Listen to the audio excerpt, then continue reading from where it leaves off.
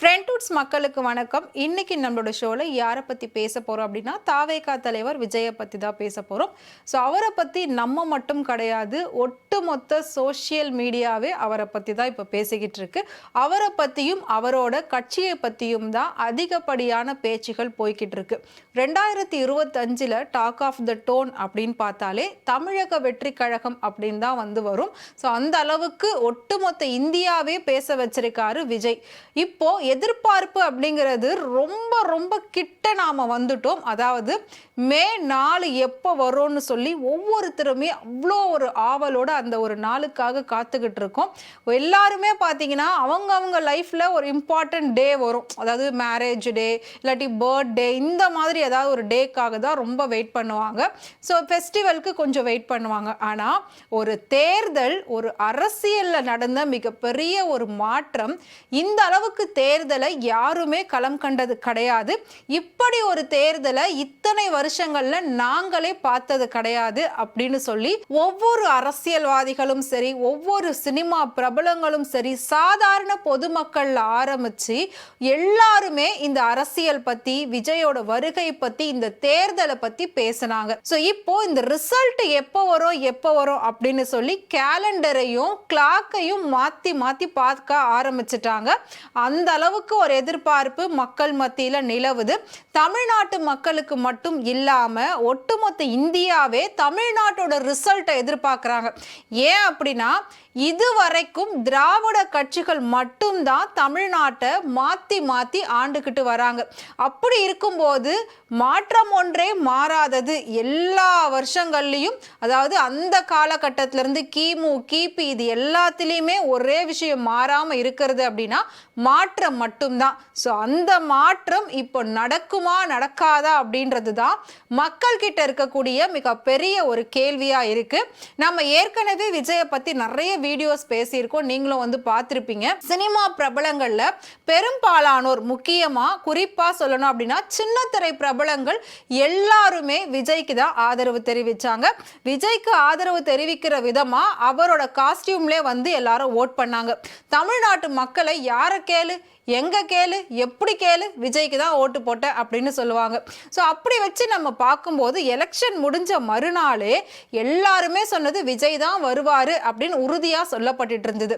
So இந்த exit போல் அப்படிங்கிறது ஒரு 2 நாளுக்கு முன்னாடி வெளியிட்டாங்க. ஸோ அந்த எக்ஸிட் போலிங்ல ஒவ்வொரு நிறுவனமும் ஒவ்வொரு மாதிரியான கருத்து கணிப்பு முடிவுகளை வெளியிட்டு இருந்தாங்க. அதுல ஒரு சிலர் பார்த்தீங்கன்னா தாவேகா தான் ஜெயிக்கும் அப்படின்னு சொன்னாங்க. இன்னொரு சிலர் பார்த்தீங்கன்னா அதிமுக ஜெயிக்குதுன்னு சொன்னாங்க. இன்னொரு பக்கம் பாத்தீங்கன்னா திமுக தான் மறுபடியும் வெற்றி பெறுது, ஆட்சி அமைக்க போகுது அப்படின்னு சொன்னாங்க. இதை பார்த்த மக்களுக்கு நம்பலாமா வேண்டாவா அப்படின்ற மிகப்பெரிய ஒரு கேள்வியும் வேதனையும் இருந்தது. ஏன்னா இதுக்கு முன்னாடி எக்ஸிட் போலிங் அப்படின்னாலே அதுல வர ரிசல்ட் 80% கரெக்டா இருக்கும், அதுதான் ரிசல்ட் அன்னைக்கு வரும் அப்படின்றது நம்ம எல்லாருக்குமே தெரிஞ்ச ஒரு விஷயம் தான். ஆனா இந்த தடவை எக்ஸிட் போல் அந்த ரிசல்ட்டை மக்கள் யாருமே ஏத்துக்கல. ஒரு சிலர் ஏத்துக்கிட்டாங்க, ஒரு சிலர் ஏத்துக்கல. இப்படி இருக்கிற பட்சத்துல விஜய பத்தி, அவரோட பர்சனல் லைஃப் பத்தி எக்கச்சக்கமான கான்ட்ரவர்சிஸ், பேசாத வாயே இல்ல, பேசாத மீடியா இல்ல, பேசாத டிவி நியூஸ் கிடையாது. அந்த அளவுக்கு மூல முடுக்குல இருந்து A to Z எல்லாரும் அவரை பத்தியே, அவர் பர்சனல் பத்தி பேசிட்டாங்க. அந்த மாதிரி பேசும்போது எல்லாருமே கேட்ட ஒரு கேள்வி என்ன, அதாவது விஜயை எதிர்ப்பவர்கள்லாம் கேட்ட கேள்வி என்ன அப்படின்னா, தமிழ்நாட்டை காப்பாற்ற போறேன்னு விஜய் சொல்றாரு, தமிழ்நாட்டு பெண்களுக்கு பாதுகாப்பு கொடுப்பேன்னு விஜய் சொல்றாரு, தான் வீட்டில் இருக்க பெண்ணுக்கு பாதுகாப்பு கொடுக்கல, தன்னோட குடும்பத்தை காப்பாற்ற முடியல, தான் வீட்டை காப்பாற்ற முடியல, எப்படி இவர் ஒரு நாட்டை காப்பாற்றுவாரு, எப்படி நாட்டில் இருக்க பெண்களை காப்பாற்றுவாரு அப்படின்னு சொல்லி நிறைய பேர் சரமாரியா கேள்விகள் கேட்டுட்டு இருந்தாங்க.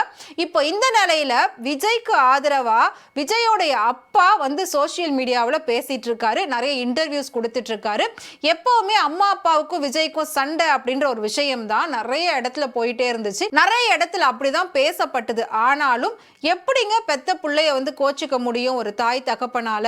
அவர் என்னதான் தப்பு பண்ணாலும் அவருடைய பிள்ளை, அவங்களுடைய குழந்தை தான். அப்படி இருக்கும்போது அவங்க எப்படி அவர்கிட்ட போய் கோச்சுப்பாங்க? எப்படி சண்டையில 2 பேரும் பிரிஞ்சு இருப்பாங்க?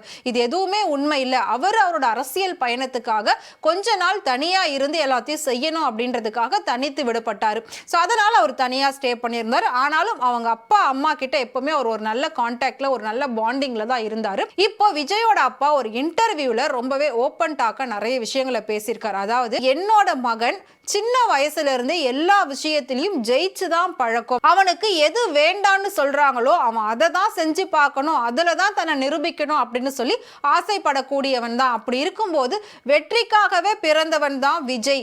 விஜய் அப்படின்னா விஜயம், விஜயம் அப்படின்னாலே வெற்றி. தமிழக வெற்றி கழகம் அவனோட கட்சி பேர்லயே அவனோட வெற்றி அப்படின்றது பதிவாகி இருக்கக்கூடிய ஒரு விஷயம்தான். அவன் என்னோட மகன் மட்டும் கிடையாது, இந்த தமிழ்நாட்டு மக்களுடைய மகன் தான். மக்கள் எல்லாருமே சொல்ற மாதிரி அவங்க வீட்டு பிள்ளை தான். அதே மாதிரி தான் அவங்க எனக்கு பிள்ளையா இருக்காங்க.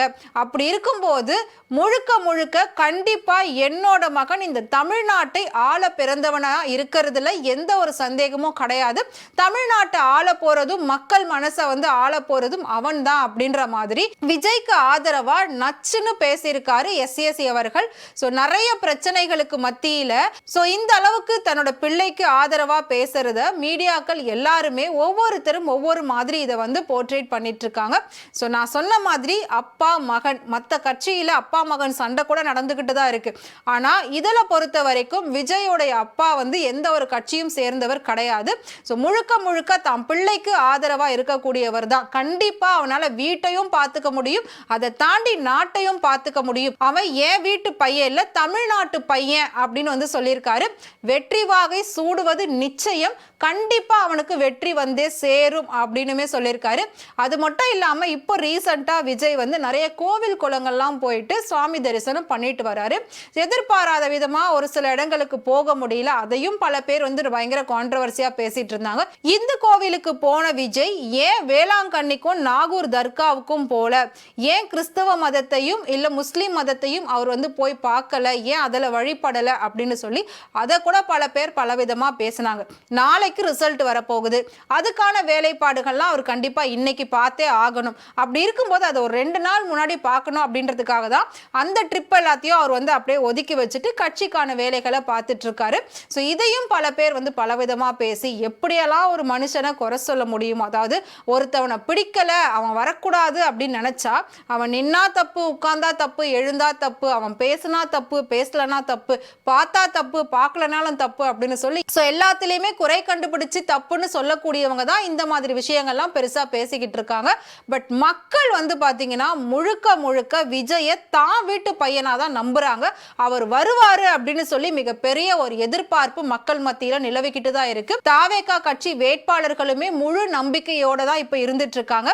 இதுக்கு நடுவுல வீட்டுல இருக்கக்கூடிய குட்டீஸ் சுட்டீஸ் இவங்களோட எதிர்பார்ப்பு ரொம்ப பெரிய அளவுல இருக்கு. விஜய் வந்தாதான் நான் சாப்பிடுவேன், விஜய் ஜெயிச்சாதான் அடுத்து நான் ஸ்கூல் போவேன், காலேஜ் போவேன், இப்படியெல்லாம் சொல்லிக்கிட்டு கூட நிறைய பேர் சுத்திக்கிட்டு இருக்காங்க. கண்டிப்பா அந்த மாதிரி எதுவுமே இருக்கக்கூடாது. வெற்றியா இருந்தாலும் சரி, தோல்வியா இருந்தாலும் சரி, அது அவர் பார்த்துக்க போறாரு. அவர் என்ன செய்யணுமோ அது ஆட்சியில இருந்தாலும் சரி இல்லைனாலும் சரி அவர் மக்களுக்கு செய்யணும் அப்படின்னு நினைச்சுன்னா கண்டிப்பா அதை செய்யதான் போறாரு. அதனால யாரும் எந்த ஒரு தவறான முடிவும் எடுக்காம அவங்க எது வந்தாலுமே அதை எப்படி ஃபேஸ் பண்ணி போறது, பல தடைகளை உடைத்து விஜய் எப்படி தேர்தல் களம் கண்டாரோ அதே மாதிரி இதையும் கடந்து போகணும் அப்படின்றது தான் எல்லாருடைய ஒரு வேண்டுகோளாகவும் இருக்கு. முக்கியமா சமூக ஆர்வலர்கள் நிறைய பேர் விஜய் ஒரு வீடியோ வெளியிடுங்க, நீங்க யாரும் எதுவும் தப்பான முடிவு எடுக்க கூடாதுன்னு சொல்லி வீடியோ வெளியிடுங்க அப்படின்லாம் சொல்லி கேட்டுட்டு இருக்காங்க. இன்னொரு பக்கம் கட்சி தொண்டர்கள், வேட்பாளர்கள், ரசிகர்கள் இவங்களுமே பாத்தீங்கன்னா விஜய்க்கு ஆதரவா தான் குரல் கொடுத்துக்கிட்டு இருக்காங்க. இந்த ரிசல்ட் அப்படிங்கிறது 10th +2 ரிசல்ட் கூட நாமெல்லாம் இப்படி வெயிட் பண்ணியிருக்க மாட்டோம். ஆனால் இந்த ரிசல்ட்டுக்காக ஒட்டுமொத்த இந்தியாவே வெயிட் பண்ணுது. ஏன்னா நான் சொன்ன மாதிரி ஒட்டுமொத்த இந்திய அரசியல்லையே இப்படி ஒரு விஷயம் எந்த ஒரு மாநிலத்திலும் நடக்கவே இல்லை. நம்ம மாநிலத்தில் தான் நடந்துட்டு இருக்கு. அது நமக்கு ரொம்ப பெருமையா இருக்கு. எல்லாருடைய பார்வையும் நம்ம மேல இருக்கு. இனிமேல் எல்லா மாநிலங்கள்ல இருக்கக்கூடிய நடிகர்கள் ஈஸியா அரசியலுக்கு போறதுக்கு ஒரு முன்னோடியா தான் விஜய் இருக்காரு அப்படின்னு தான் பேசப்பட்டுட்டு வருது. விஜய்க்கு ஆதரவா அவருடைய அப்பா முழுக்க முழுக்க இறங்கி எல்லா விஷயமும் பேசவோ செய்யவோ ஆரம்பிச்சுட்டாரு. மேபி விஜய் ஜெயிச்சதுக்கு அப்புறமா அம்மா அப்பா இவங்க 2 பேருமே விஜய் கூட இருந்து ஃபுல் சப்போர்ட் அவருக்கு கொடுக்கறதுக்கான எல்லா வாய்ப்புகளும் இருக்கு. அதாவது கடவுளோட ஆசீர்வாதத்தை விட பெத்தவங்களோட ஆசீர்வாதம் இருந்தா அந்த பிள்ளை கண்டிப்பா ஜெயிக்கும் அப்படின்றதுல எந்த ஒரு சந்தேகமும் கிடையாது. உலகத்தையே மிஞ்சிய ஒரு சக்தி அப்படின்னா அது தாய் தகப்பன் தான். அவங்களுடைய ஒரு ஆசீர்வாதம் முழுக்க முழுக்க விஜய்க்கு இருக்கு அப்படின்றப்போ அவங்களே இப்போ தான் வீட்டு பையனா நினைக்காம தமிழ்நாட்டோட பையனா தான் விஜயை வந்து கொண்டாடுறாங்கன்றத உணர்ந்துட்டு தமிழ்நாட்டுக்கான பையன் தான் அவர் தவிர என் வீட்டு பையன் இல்ல அப்படின்ற மாதிரி அவர் சொல்லியிருக்காரு. இதை விட வேற என்ன வேணும் ஒரு நல்ல தலைவராவோ ஒரு நல்ல பிள்ளையாவோ அவர் வந்து இருக்கிறதுக்கு அப்படின்னு சொல்லி அவரோட ரசிகர்கள் எல்லாருமே வாழ்த்துக்கள் சொல்லிட்டு இருக்காங்க. இன்னும் சில மணி நேரங்கள் மட்டும் தான் இருக்கு இந்த ரிசல்ட்டை பத்தி நாம தெரிஞ்சுக்கிறதுக்கு. இதை வச்சு நிறைய பேர் மீம்ஸ் எல்லாம் கூட போட ஆரம்பிச்சாங்க. அதாவது தாவேகா வருமா, திமுக வருமா, அதிமுக வருமா, நாம் தமிழர் கட்சி வருமா அப்படின்னு கேட்டதுக்கு 4மே வரும் அப்படின்னு சொல்ற மாதிரி. என்னது 4மே வருமா? ஆமா 4மே வரட்டும், அப்ப எல்லாமே தெரியும் அப்படின்னு வந்து சொல்றாங்க. ஸோ அந்த 4மே இது ரெண்டுமே வந்து சேர்க்கிறப்போ வேற மாதிரியான ஒரு வைப்ல வந்து பார்க்கப்படுது, பேசப்படுது. எல்லாமே கிட்டத்தட்ட பாத்தீங்கன்னா பயங்கர ஒரு ட்ரெண்டிங் ஆயிட்டு இருக்கு. அது மட்டும் இல்லாம நாளைக்கு த்ரிஷாவோட பர்த்டேவும் கூட.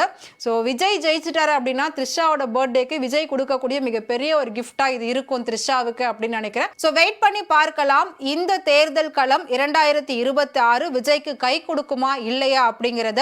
எப்பவுமே வந்து அரசியல்வாதிகள் தான் மக்களை ஏமாத்தி பழக்கம் அப்படின்ற மாதிரி தான் நாம எல்லாம் கேள்விப்பட்டிருப்போம். அதாவது அரசியல்வாதிகள் தான் மக்களை ஏமாத்துவாங்க. மக்கள் எந்த காரணத்தை கொண்டு அரசியல்வாதிகளை ஏமாத்த மாட்டாங்க.